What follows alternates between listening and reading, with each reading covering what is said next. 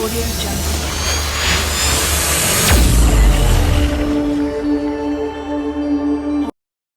Back, this is Gill ब्रांफ। So guys अज मैं तुहानू अपने RX135 की राइड ते नाल तुहानू इहदी साउंड सुनाना। सो चैनल नाल जुड़े रहो।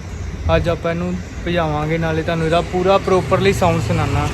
सो आपां फुल मॉडिफाइड कीता वा, देखो तुहानू मैं पिछली वीडियो च दिखाया सी, तैयार करा के पूरा रिव्यू कीता सी इहदा। सो अज आपां इहनू राइड करांगे ते नाल इहनू भजावांगे। सो गाइस चैनल नाल जुड़े रहो। जिहड़े नवे आए आ चैनल नू सबसक्राइब जरूर करियो, बैल आइकन नू प्रेस करना ना भुल्लियो ताकि नोटिफिकेशन आती रहे। सो गाइस हुण आपां चलदे आ राइड ते, पहलां आपां लाने दी गेड़ी।